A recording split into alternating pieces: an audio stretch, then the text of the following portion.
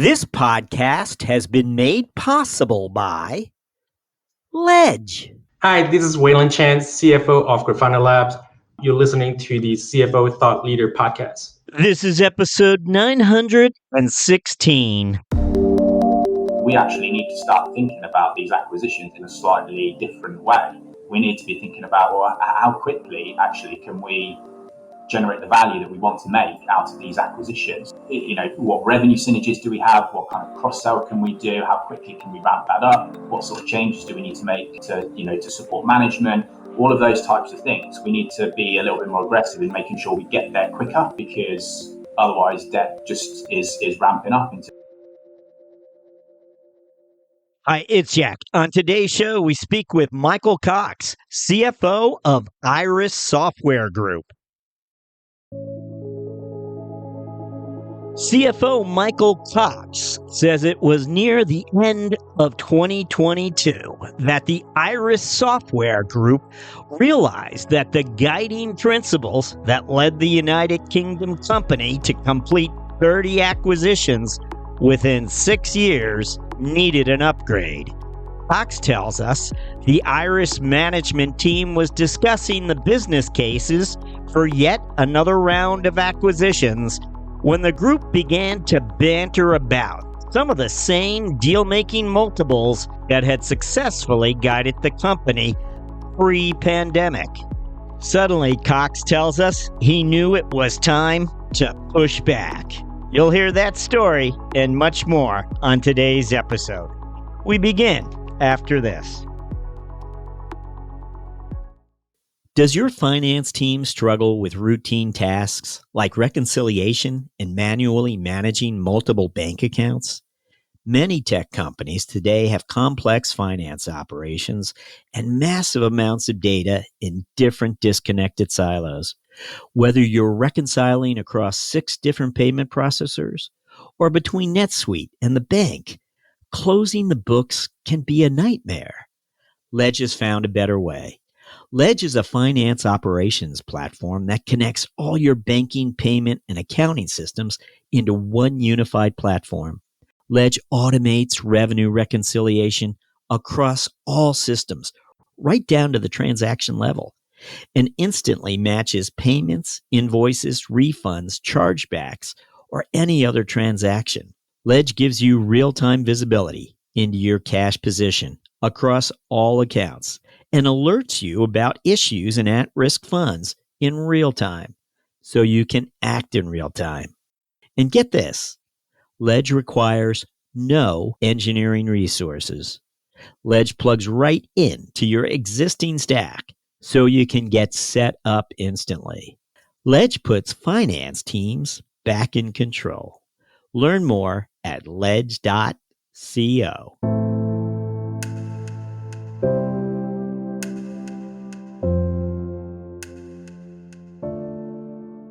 Hello, we're speaking with Michael Cox, CFO of Iris Software. Michael, welcome. Hi there. Hi, nice to be here.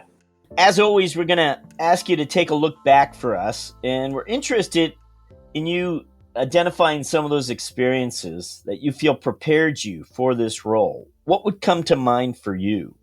I think the first one that comes to mind is probably around my training. I started out at PwC at PricewaterhouseCoopers, so left university, joined them in audit, and I think it's a real baptism of fire in a sense. You're exposed to senior leaders right from day one.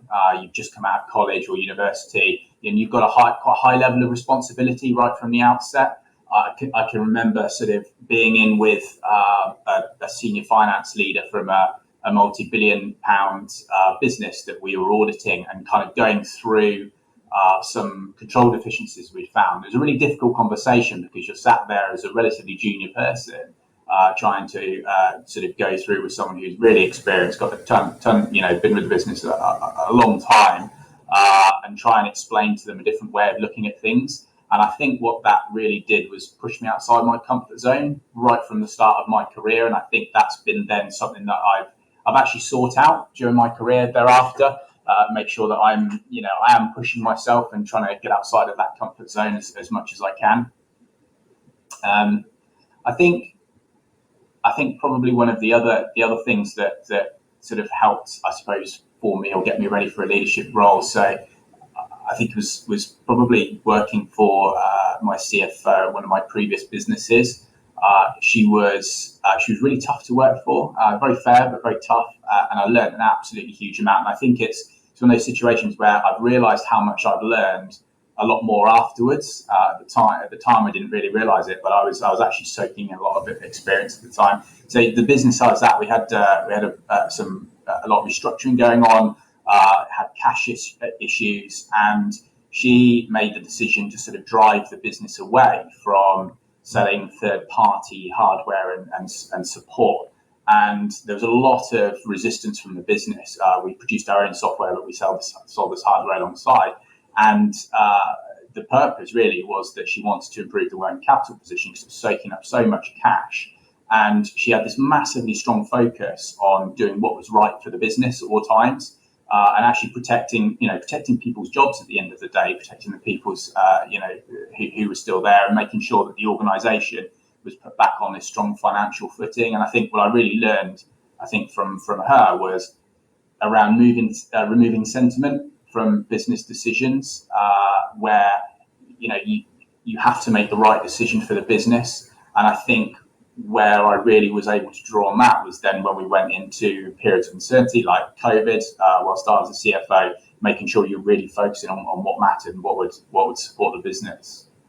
I think the sort of probably the kind of the third area where it's been really important for me in terms of me getting to be CFO is around one of the sort of financial transactions we had at Iris. So at Iris, we are a private equity-backed business. We're owned by one of the top global software houses, HG Capital. And as many people know, private equity works in investment cycles. So every 4 to 6 years, you have some sort of a sale or refinancing transaction. And this is sort of done on top of your day job. So you somehow got to juggle having all these questions coming from investors and bankers that you've never looked at before, but also making sure the business is still running smoothly. And that's where I really had to learn to be completely ruthless with my time. So making sure I wasn't getting involved in things I didn't need to. I was delegating everything where I could. I wasn't sort of being drawn into meetings or issues that really weren't going to change the dial. And I think that taught me really to, as I say, be ruthless with my time and make sure I was focusing on what would actually matter. Now, Michael, I want to point out you had a fairly swift path to the CFO office. You leave PwC after 5 years in 2010, and you're entering the CFO office at Iris in 2018. So again, fairly swift, but things seldom work that way. I wonder, looking back, was there a time of uncertainty or maybe a fork in the road that you came to that you overcame, or you made the right decision ultimately? What comes to mind? I think the one thing that comes to mind was at one of my previous businesses. So I'd left PwC because I realised I wanted to work in industry rather than practice and make a career in industry. I'd always loved software. I'd always loved working in dynamic businesses, and I found this business that was incredible. I was part of the FP&A team there. I really enjoyed the role I was doing, but there really wasn't. It didn't look like there was that next step for me there. So I actually started looking externally, and I found a role at completely different business, different sector, non-software, non-tech, and I actually resigned and was going to join that business. And then, sort of, whilst I was working my notice period, there were some changes sort of within my current business, and a role came up as the group financial controller. And I'd always been focused on FP&A and commercial finance ever since I'd left practice. Really enjoyed the sort of the analysis side, forecasting, being involved in special projects. And I'd never really thought that hard about getting involved in the sort of more the controllership side, management accounting, stats, tax, and things like that.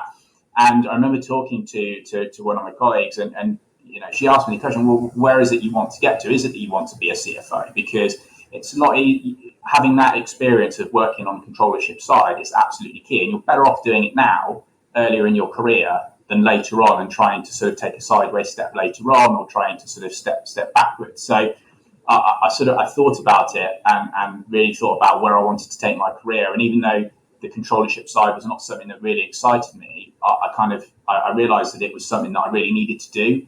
And I think looking back now, I'm so glad that I spent about 18 months, 2 years doing that role, and it taught me an absolute huge amount, which then I've been able to draw on obviously later in my career as I've become a CFO. My sense is that when you do step into this head of FP&A role at Iris Software Group, is this a recruiter? How do you land that position? So actually, it was through network. So the CFO who had just actually started as well, we'd worked together at a previous business, and she had just stepped into Iris to take him over as first time CFO. We'd been colleagues for a number of years, so we knew each other well. And I think what we inherited was a business that had done really, really well, but really it needed professionalizing. And I think that was really where the first probably 12 months or so of being at Iris really started out. It was making sure that we were swapping out the finance function, which was broadly made up out of contractors and people who weren't necessarily invested in the business. It was quite disjointed, and actually putting a bit of a platform in place to go out and sort of focusing on the brilliant basics. Because I think that was one thing that was missing, making sure that board packs added up correctly, all these silly things that just give that confidence to the rest of the business that finance is there and sort of has a good baseline, but then also making finance that trusted partner in the room. And I think that's absolutely key. Wherever I've been, having finance as part of that top table, as part of those senior leadership teams, to be able to bring something to the conversation is key. And I think that's really where the first sort of 12 months really of being at Iris was focused. I believe the CFO who had been your mentor in the past, perhaps, and someone that you had learned to understand the management style and leadership style, you step into this role, and of course, it's a great learning experience once again for you, and eventually you step into the CFO role within 2 years or something. So you can correct me if I'm wrong. And your CFO becomes the CEO of the company. I mean, it's the type of ideal situation that so many finance professionals would appreciate when companies grow and opportunities open up like that. You explained to us how you had the controllership opportunity, so you really got you exposed to the accounting side of the house. You're really an FP&A sort of junkie, I suppose. What about communication skills and your leadership set of skills? When you think back, was there a time where you had to step up and maybe present to a large management group or maybe the board when the CFO tapped you on the shoulder and said, "Hey, I want you to do this for me tomorrow"? I think I had a lot of that kind of exposure when we went through our refinancing in sort of 2018. So I'd been in the business with Iris for about sort of a year, 18 months, and we launched into this sort of private equity transaction. And suddenly the finance team, whenever you go through that sort of transaction, the finance team comes right to the forefront of everything that's going on in the business. It is sort of their time to shine. And there is this huge amount of exposure from not just your own investors and your own board, but also external investors, bankers, and things like that. So that's where I think I was really given that first true opportunity, I suppose, to put myself in front of the board, challenge myself. And I think, I was nervous. Obviously, you are, as much as you back yourself and you know your subject matter, you know what you're talking about, you understand the numbers, you understand the models, whatever it is.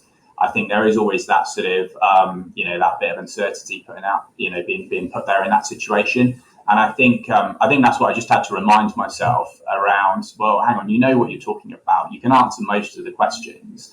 And actually, it's really, having someone there alongside you as well that you've worked with for a long time, you know how each other's work. Actually, you are able to sort of step in with each other as well and sort of work together. And I think that's where it's been really important to, for me throughout my career, to have someone there with you, both within your team and your mentors and your boss, that you have that close relationship with, that you can step in, you can finish each other's sentences when it comes to talking to investors, you understand the story, you understand the points you need to get across. I think that's where I was able to sort of take that confidence, I suppose, putting myself in that position. Well, Michael, we might have a few more career-related questions for you a little later in the podcast. Right now, let's find out about Iris Software. What's this company do, and what are its offerings? So we focus on making business processes more efficient. So mission critical software. Our software and our services free people up to spend more time on adding value to their business. We provide software and service to accountants and education professionals, but also to payroll and HR teams as well, to allow them to carry out their day-to-day jobs and also to focus on the things that they're best at doing as well. The business started about 45 years ago, focused on accountancy in the UK. And since then, it's evolved hugely and grown, really strongly. So we're now relied upon by over 100,000 customers across 135 countries in accountancy, education, and business. So primarily SMBs. We've got a really loyal customer base. So about 80% of our customers have a tenure of over 5 years. And we've also grown not just through retaining those customers and growing organically, but also through acquisition as well. So in my time at the business, I've been here for sort of 6-7 years. We've acquired about 30 different businesses and brought them into the group in all areas. In terms of sort of the types of things that we provide to people, it is around accounts production, tax production to accountancy professionals. It's around payroll software, managed payroll services, and a whole back office suite of software solutions to schools and educators. And I think that the areas where we're really focused on at the moment, taking the business forward, I think two key areas I'd pick out would be around our cloud journey and also around our journey into the Americas as well. So we've currently underway a huge multi-year investment in cloud infrastructure, so taking all of our core sort of accountancy and payroll and HR offerings into the cloud and really trying to disrupt ourselves and offer our customers something that is really future-proof and allows them to work in a hybrid way and adds more value to them. And I think the other piece to say, moving into the Americas, the business has been very focused on the UK for many years, but over the last few years, we've really grown in the US. So we sell accountancy to solutions to CPAs, so document management, practice management, that kind of thing, and also payroll as well to CPAs and businesses. And we've currently got now about 52 of the top 100 CPAs and thousands of others as well. And we pay about 1 million employees as well across the US and Canada every month through our payroll solutions. So sort of quite exciting that we've now got about a quarter of our business is based out of the US and Canada. Can you, 45-year-old company, Iris has led many lives perhaps because we know technology has evolved so quickly. I'm curious, has this company, it's private today, was it ever public as far as you know? I'm just curious in the capital structure or the history of the company. No, it's never been listed, never been a public business. It's always been private equity backed, and our investors, HG Capital, have been involved for nearly 20 years now through different investment cycles. So it's continued to grow really strongly throughout that period. And you arrived during the cloud age. I mean, if you only were 5 years earlier, I would think this would be on-premise software. It would be an entirely different model. When you arrived, are they still making the evolution to the cloud, or where were you? So I would say that we had only really just embarked on cloud when I joined sort of 6-7 years ago. So our sort of core offering was very much desktop focused on-prem. The good thing was that we've always been set up on a subscription basis anyway, and also our products are hosted and cloud enabled as well. So we're able to sort of start that journey and start moving. But when I joined, probably only around 10% or so of our revenues were really cloud. Through sort of acquisitions and through developing our platforms, we're now almost 60% of our software is delivered through cloud, and there's a lot more obviously that we're focused on in the future now with the release of our new cloud platform. So it has been a journey, and there has been that whole piece around how do you move from your traditional capex model through to a SaaS and subscription model. So we've been working through that over the last few years. Since your CFO tenure, have there been acquisitions, or were you involved in acquisitions perhaps during your FP&A years there as well? Yeah, so we've acquired about 30 businesses or so since I've joined Iris. Initially, well, across all areas of the business, whether it's accountancy or payroll, HR, and education. The education sort of division really has been built from scratch pretty much since I joined, so around 2017. We started building that division. And latterly, obviously, we've been very focused on the US as well, so acquiring a number of businesses there.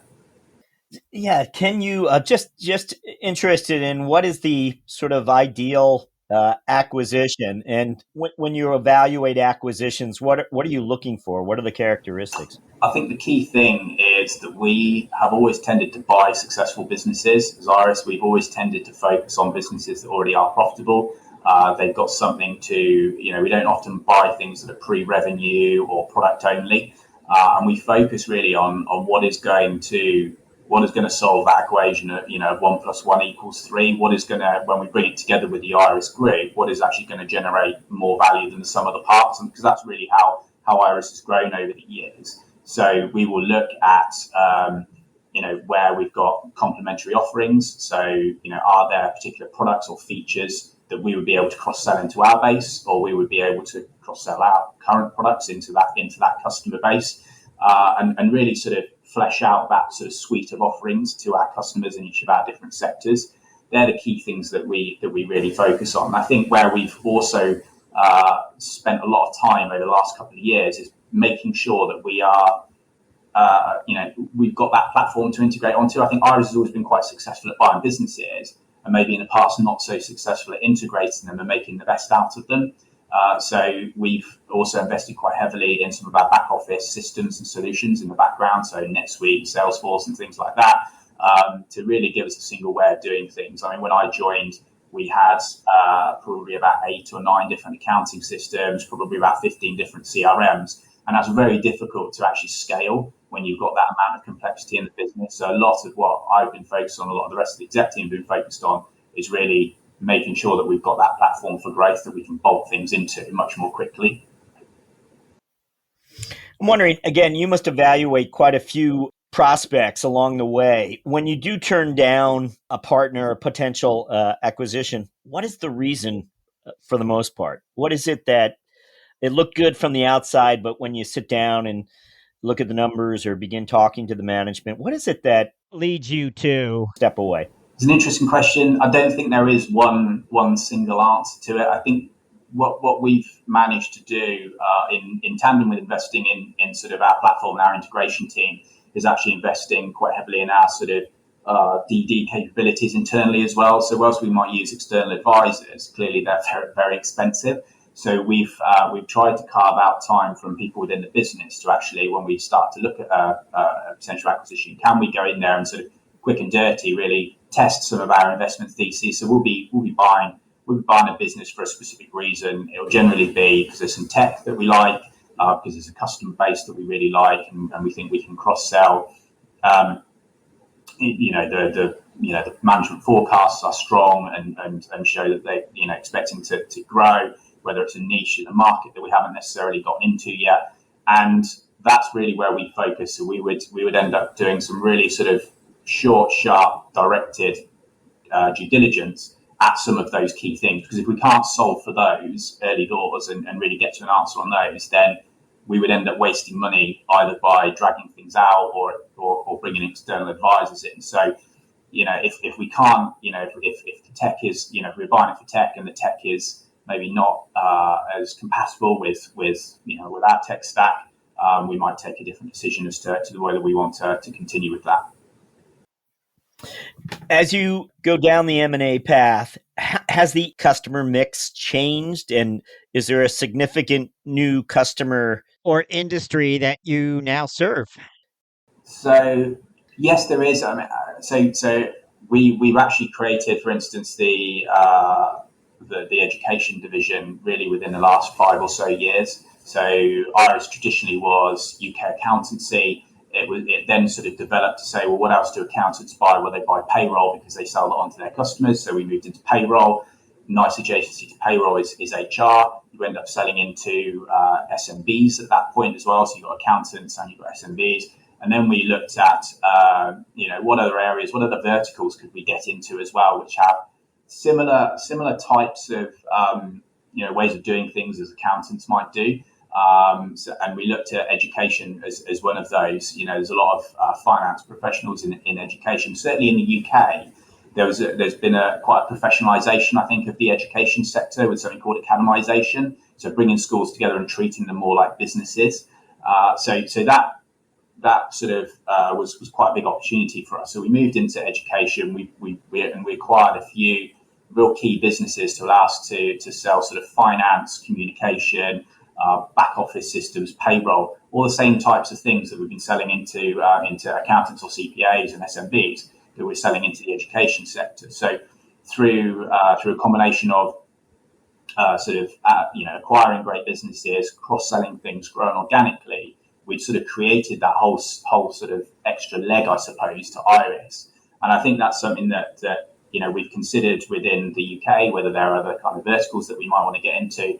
But I think what we looked at was, well, actually the sort of the opportunity in the US and Canada to take our core skill set, that accountancy piece, and replicate some of what we've been doing in the UK over there. I think that looked to us to be the sort of the biggest opportunity that really sat there at the moment. Now, we usually ask you about your lines of sight, and I know it's a SaaS model, so it's probably many of the same metrics that we talk about, the unit economics, the renewable revenues, what have you. But you mentioned earlier, like the integration of these companies is so critical that they go successfully. So the question I wanted to ask you about lines of sight, do you have lines of sight into and I imagine there are some success metrics that you pay close attention to for each of these different acquisitions, whether they're reaching the potential you hope they would, whether they're on time when it comes to adopting new technologies or processes that are used by the greater company at large? I think that's changed over time, interestingly. So I would say a few years ago, the big focus was on that sort of revenue waterfall, that subscription, understanding that subscription base, and it still remains on that. But I think that's become a little bit more table stakes now because everyone can do that and is focused on that. So understanding, we're about 95% recurring revenue. And so understanding what's happening across 100,000 customers within that, how many, what your customer retention is, your effective price increase, your upsell, cross-sell, etc. That is super important. But I think where it's now moved on to a little bit for us is to say, well, we can understand our customer base and how we are retaining our customers. But actually, the big focus now is on how do you sell to new customers. I think, and so our sort of go-to-market, our GTM metrics, and how we're thinking about selling and the marketing side of things has become, I think, a lot more key. And I don't think this is unusual. The investors and sort of banks that I talk to, a lot of people are looking at this area more than ever. And I think that's in the context of, we obviously went through COVID. Everyone's, sales pretty much, obviously software held it relatively well, but still, certainly larger projects were probably held back a little bit with people putting off investment decisions. And then following COVID, you've got this ramp of pent-up demand. And I think a lot of people are questioning now, well, how long does that carry on for? At what point is that just a bounce back, and does it carry on? So really understanding the underlying drivers of sales and new sales, right through from marketing pipeline, through to qualified leads, through to how much you close, I think is absolutely key for us. So that's where we're focusing a lot of our time, both within our core business and really understanding that, but also within our acquired businesses as well, and understanding their sales engine. And I think the bit I'd probably add to that that's also quite interesting is, and again, this is probably a little bit of a post-COVID focus as well, is that focus on talent and people. Because if I think about my GTM metrics, I've got probably half of them that are on, your traditional financial type things and conversion rates between different buckets. And the other part is based on people. So it is, what's your team yield? It is, how long does it take a salesperson to ramp? It is how many sales vacancies do I have open at any one point in time? Because all those things are sort of part of the levers that talk to the success of the function as well. So I think there's been a big, as I say, a big shift onto thinking about the people side of metrics as well as the financial side. And those people metrics, then as you acquire these companies, each of the newly integrated firms are adopting those people metrics and allowing you to see into how they manage their people. It would seem to me for certain organizations that would be kind of challenging. I mean, I don't know how when you acquire a company, do you have a finance leader within that company who becomes, your direct report and champions the metrics that you think are important to understanding the performance and the success of the acquired company? I think it's a bit of a mix. I'd say again, there's probably no one size fits all, because it sort of depends on the maturity of the business you're bringing in, the size of it, what sort of metrics and data that they have in place at the moment. I think we have we've obviously got a structure. So we would look during the DD phase, we would look at what a business has in place to track things. We would generally create our revenue waterfalls, our subscription waterfall, understand the recurring revenue base. We would start to look at some of these metrics around, GTM, around people, understanding staff retention and things like that overall. And I think we would also plan what do we need to do after we've acquired this business as well. But I think how we then go about making changes, I think, is a little bit up to each individual business, because what you don't want to do is, if you've got you might have a really successful business, but it doesn't quite fit into the neat sort of iris box. You don't want to break it by trying to do that. So sometimes we will allow, businesses to continue sort of stand alone with their current processes or their way of doing things. We'll understand the metrics around it, but we won't necessarily try and change anything until the right time, so we don't slow it down. Well, we want to ask you our finance strategic moment question, but before we do, we want to touch on human capital with you.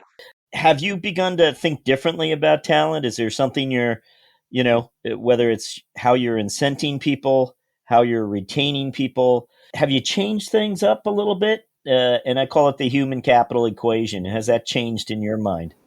Absolutely. I think we have invested more and more in probably understanding what people think within the business, and also making sure we are developing people in the right way as well. I'd say especially, it's even more so since COVID. So we have PCOM, for instance, where we poll all of our employees every month. That allows you to get a bit of a benchmark and a feel for how people, what people are thinking. We have invested in our sort of training and development quite significantly as well. So making sure that we have, succession plans for people and stuff like that. Monitoring our time to hire as a company as well, and trying to reduce that as much as possible. So I think at a group level, we've really been thinking about how we can, understand how we make ourselves a better place to work at, and also continue to develop the people that are there. Because we also have that challenge, which a lot of fast-moving businesses have, where we probably grow 15 to 20% per year when you take acquisitions into account, and you need to be able to support people to grow at that rate as well, because growing at 15 to 20% a year is quite significant. So we do very much make sure we're focused on that side of things. And then I think the other piece of that is certainly within finance and some of the other parts of the organisation is around professional qualifications. So in the UK, you don't necessarily need to go to college to do your accounting qualification. You can do it at a business, whilst you're studying at a business, and do it as part of that. So we will sponsor, some of our team members through their accountancy qualifications as well. So there's a number of ways, I guess, that we think about both bringing talent in and giving them a pathway, I suppose, to continue to develop. Yeah.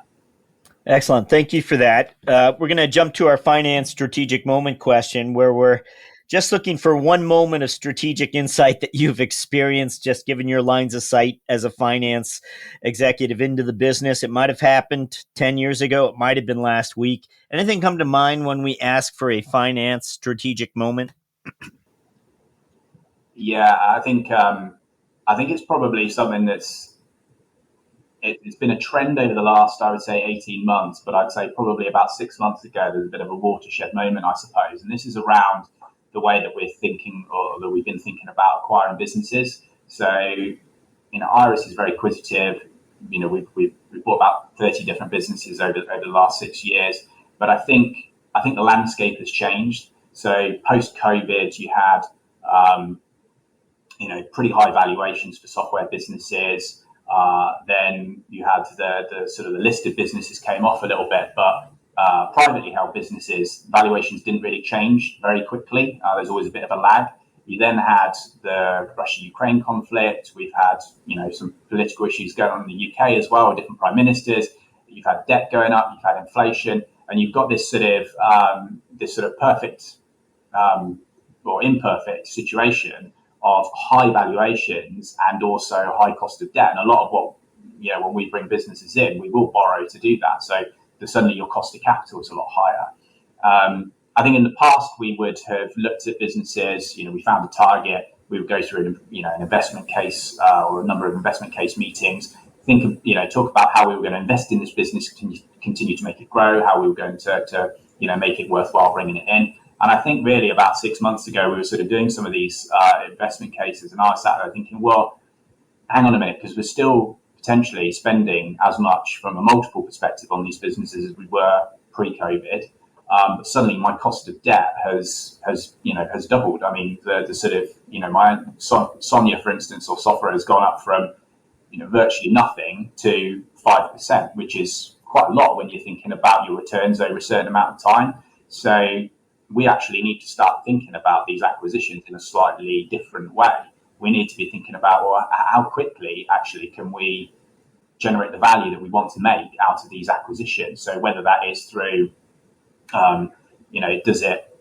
what revenue synergies do we have? What kind of cross-sell can we do? How quickly can we ramp that up? What sort of changes do we need to make to support management? All of those types of things. We need to be a little bit more aggressive in making sure we get there quicker, because otherwise debt just is ramping up in terms of underlying debt costs. And actually, when you look at it from that perspective, you say, well, hang on a minute, day one actually doesn't look anywhere near as good as it used to. So you've got the business and the sponsors within the business really saying, well, I really want to make this acquisition that we were looking at. And I was sat there saying, well, yeah, but when I think of the cost of capital and I think of what you've put forward for this particular acquisition, it doesn't make financial sense. Where we've got to look to is the next 18 to 24 months. So we need a really well-formed plan to say, how do we turn this business into, into faster growth? How do we generate that cross-sell quicker? How can we invest in the right way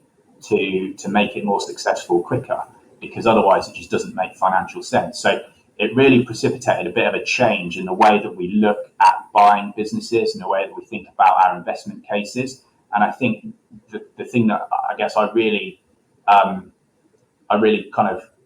earlier in my career from working with some other CFOs is sometimes you've got to be that unpopular voice in the room and that sort of glass half empty person, because you've got to bring it back to this viewpoint that maybe not everyone looks at in the rest of the business, which is really around the wider. It's not just about the EBITDA this business makes, but it's actually what's the overall impact on the value of Iris as a business and your cost of capital. So I think that was a real sort of watershed moment, I think, for me, in terms of making sure that we were focused on the right things that were going to generate value for Iris in the longer term, not just in the short term.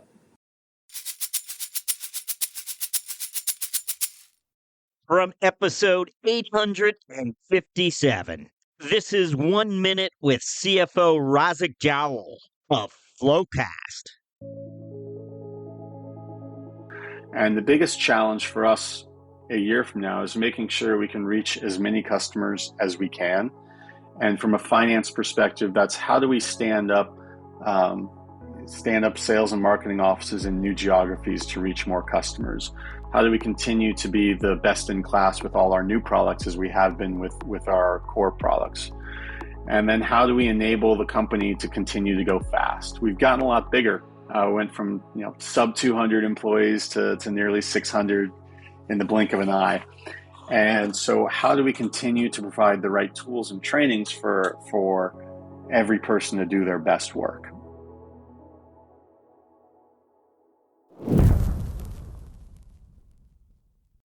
We're going to jump to our mentoring round where I'll ask you several quick questions intended to inform and inspire future finance leaders.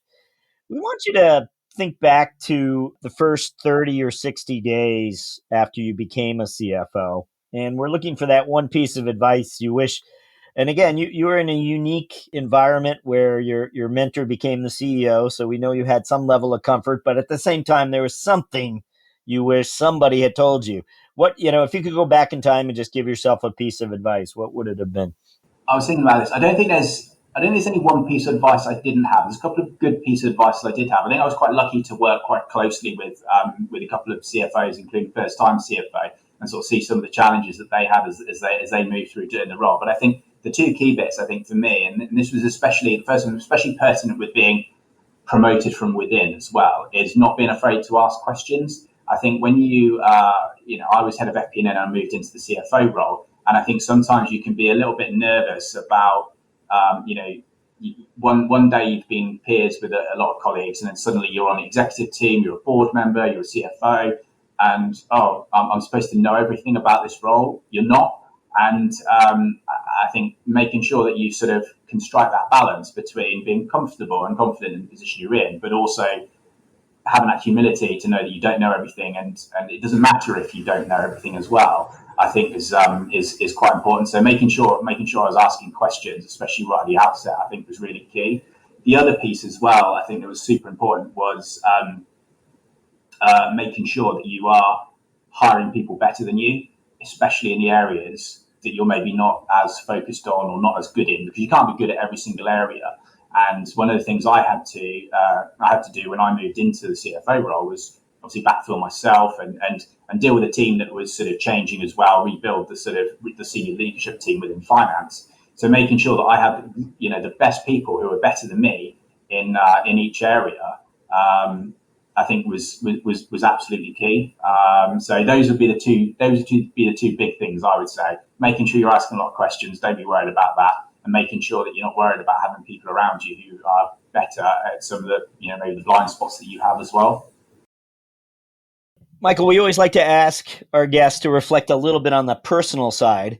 And we're wondering if you're known for a personal habit or part of a daily routine, something that, sets you apart a little bit. People might point out he's always done it that way. We're not really sure why. What might be something a family member would point out. I don't know. Anything come to mind? Personal habit, part of a routine that you have? I think personal habit would be running. So I'm a bit of a marathon runner. I do a fair bit of running generally, and I think for me, I can use it both ways. Either as my opportunity to switch off, or actually my thinking time as well. I think a lot of people talk about carving out time in your diary for sort of for reading, for research, for thinking. I really struggle with that, if I'm honest. I think it's fantastic if you can do it. I think I've always struggled, and running for me is that time that I've got on my own. I haven't got emails pinging into me every 5 seconds. I've not got phone calls and things like that happening, and I'm just on my own. So I can either take that time to completely switch off from work and just have that relaxed time, or I can actually use it as part of my time to sort of think things over as well. That issue that I've got, that person I've got to go and have a difficult conversation with, how do I plan that? So that for me is sort of one of my personal habits. I like to get out and just run around in the countryside and switch off. At the same time, I'm curious, and we do get there's quite a few runners among finance leaders. You have some personal best goals you're trying to reach, or is it just you said love running around like you described it? I think you're a lot more thoughtful and structured about it. So I'm wondering if are there certain races you're looking to run or anything more you can share? Yeah, no, I did set myself a target. I wanted to do a marathon in a particular time, and it took me, I think, the third go. I managed to get there. So I think I'll probably continue to sort of try and push that up. But I think the older you get, the harder it gets to continue to improve that. But yeah, you're right. Yeah, there is a bit of structure behind it as well. Wonder if you have a book selection for us. Doesn't have to be a business book. It might be something you escape with, but something that's maybe influenced you in one way or another. Anything come to mind? Yeah. So one of the books, and it is a business focused book, but I think it's super relevant for kind of for anyone really. It's a book called Hunger in Paradise by Rasmus Ankerson. And he's quite an interesting person. He's an entrepreneur. He's a speaker on performance development. He's a chairman of a soccer club in Denmark, and he's also involved in a UK football club as well. And this book is really focused on guarding against complacency. So he looks at different businesses and some that have done really well and some that haven't, and where they've all been successful at some point, and why have they made different decisions, why have they had different outcomes. So he looks at, for instance, Nokia, which was market leader in phones, and then suddenly within a really short space of time, it was nothing. And how did it go from being so successful to that overnight? And then on the flip side, looking at a business like Netflix, involved in mail order DVDs, to then trying to shift and disrupt themselves and move into streaming ahead of a lot of their competitors. So I think it's really interesting because it really focuses on, it gets you thinking about the why are things happening, and questioning that. I think we're really good, and especially I would say within finance, we're really good at looking at the why when things go wrong. We're not necessarily as good at looking at the why when things go right, and really understanding, what were the reasons behind that? Do we really understand that? Because if you don't understand that and you don't have the data, then you don't know that it's going to be repeatable or not. So that for me, I think is a super interesting read, because it gets you to think about things in a different way than how you might naturally think on an everyday basis. Well, thank you for that. We haven't had it before, so we're always pleased to get a new selection. Thank you for that. And we are up to our final question. And what we want to know is what your priorities are as CFO of Iris for the coming 12 months. What are your priorities? I think the biggest priority for me is continuing the growth in the US and Canada that we started. We've got about a quarter of our business now that's based out of the Americas. We've got a great leadership team in place, and I think we've got, I think the next piece really over the next 12 months is really making sure we've got the infrastructure to then support that leadership team as well. So I'm thinking more around the back office systems, which is something that we've already done in the UK business and the rest of the group, making sure that platform is there for us to continue to grow, and also making sure that we're using the data that comes out of those systems in the right way. So one of the things that we've very, very much focused on is building a data warehouse with Tableau front end, making sure we're democratizing data throughout the business, making sure people have access to information that they need in real time. So that's one of the areas that we're really going to focus on, both in the US and in the UK, to make sure that people have that information to make the right decisions. Michael Cox, thank you for joining us on CFO Thought Leader. Thank you very much. Thanks for having me.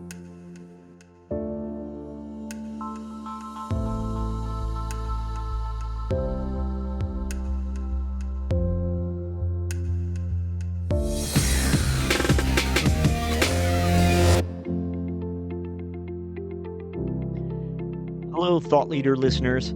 As you have perhaps already heard or even seen, we're now featuring the career lessons and moments of strategic insight shared by our CFO guests as Thought Leader videos.